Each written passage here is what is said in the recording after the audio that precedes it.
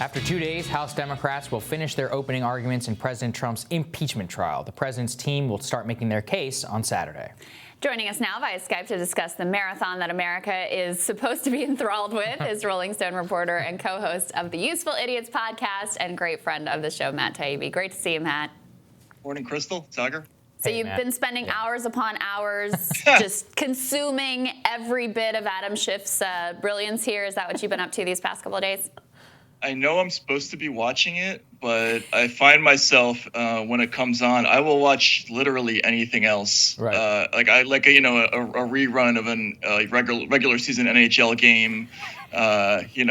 World Curling Championships. That doesn't matter. Listen, Cooking. curling is great. Curling is cool. Yeah. Master Chef. Right. No.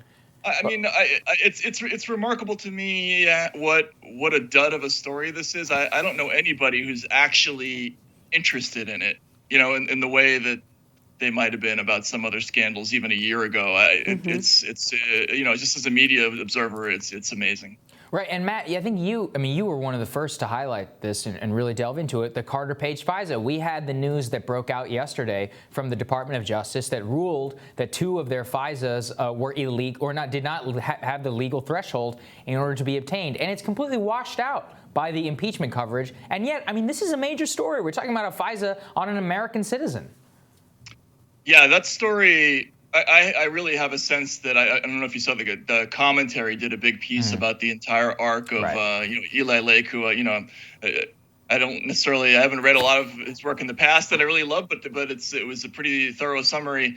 That story, all of this is going to come back into play once the Durham investigation wraps up, and my sense is that they're holding that for after impeachment for maximum imports. So, that's a major story, and there's probably more to come on that score. Yeah. It is amazing to see Republicans actually caring about FISA court abuses is not something I really predicted ever happening. Do you think that there might be some real bipartisan consensus around reforming that whole process and making it transparent or getting rid of it altogether? It's funny because FISA's been around since, the Carter administration, right? Since the first Village People albums or whatever. And nobody really knew what it was or how it worked. There was one Law and Order episode about it about 10 years ago, and that was the only time it ever appeared in pop culture. Now that people know what it is. I love that you know that, by the way. That's amazing. Go ahead. But it doesn't exist in the sensibilities of most people. They don't know that this can happen to them, and I think it's the backlash against this on the conservative side would suggest that there might be a few people who'd be willing to take that up, and that all assumes that the Democrats will be willing to reassume their traditional posture in favor of civil liberties at some point. I don't necessarily see that that's going to be the case while Trump's in office, but yeah, for sure, it's been an eye-opener for some people. Well, that's one thing that has been, and you've highlighted this, so many others have, about the flip-flopping on positions that were once held and are now being, touted to their maximum effect. You have Adam Schiff saying we have to fight Russia over there so we don't have to fight Russia over here, about how we may not be able to trust the integrity of the ballot in 2020. This is crazy. This, frankly, is just crazy stuff, right?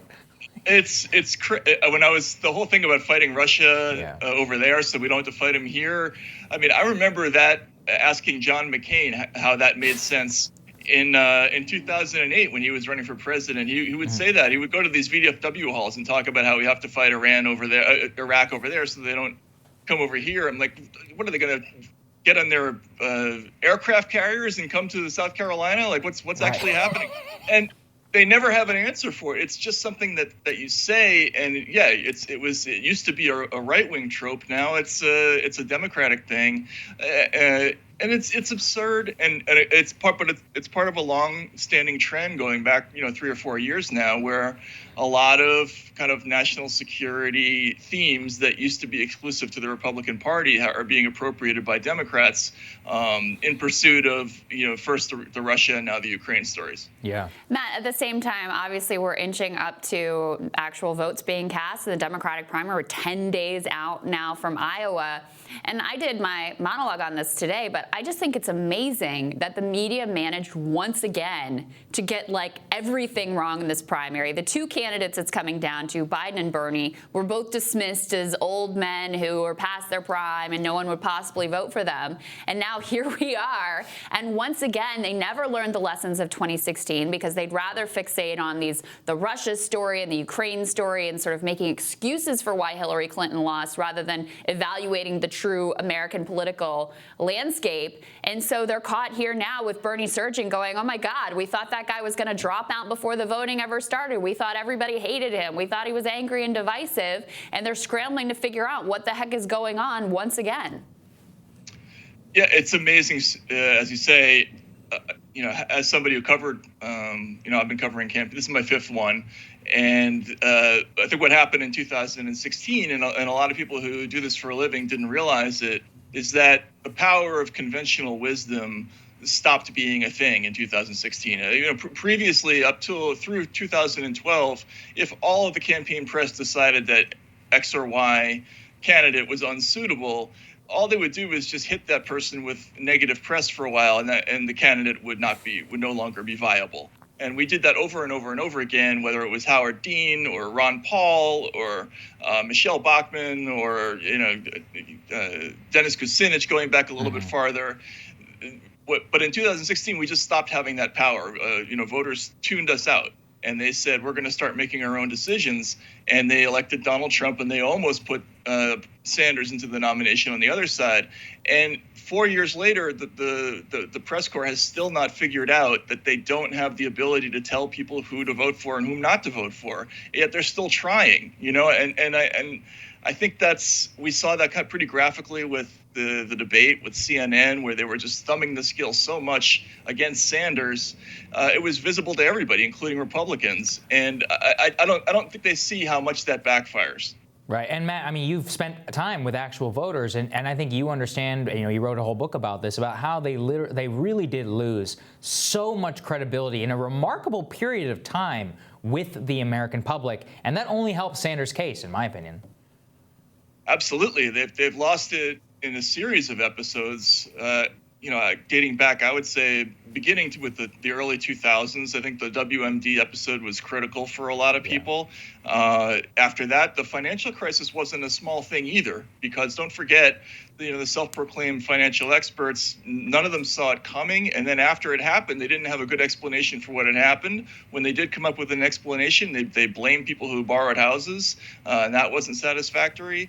Then you had, the Russiagate story, and then this Ukraine story is another thing where, and incidentally, in 2016, where they constantly mispredicted the chances of Donald Trump.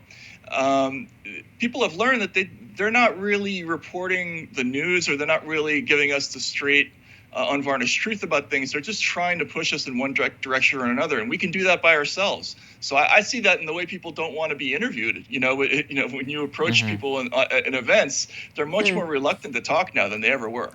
That's interesting. Well, it's interesting what you say that, I think they used to mistake the fact that if they dropped a bunch of negative press on a candidate and that candidate went down, they would say they were right in their predictions that candidate was unsuitable, when really they were the ones making that happen. Yeah. And now they're still trying to do the same thing, and it's not working anymore. So it's like, what's going on here? But they never realized that it wasn't that they were predicting things accurately. It was that they were causing them to be. Right. And also the corollary to that is that when they would pronounce somebody the early front runner, or the presumptive leader, a lot of that had to do with them as well, because they had given somebody a lot of name recognition early on in the race, before they had a lot of polling. Exactly. And so people, the polls would start, and basically people would pick the person they'd heard of, which tended to be the person who got the most attention in the press. And so press people saw that, and they said, oh, okay, well, this is the person who's got the most support. No, it's the person who's gotten the most media attention. And so they haven't learned really to sort all that stuff out yet. And I think these last two elections should disabuse everybody of how the process works a little bit. Yeah. They haven't learned yet, and they don't seem like they're gonna. They're not going to. Matt, thank you so much. Right. Great to see you. All right. Thanks so much, Crystal Sager. See you, man.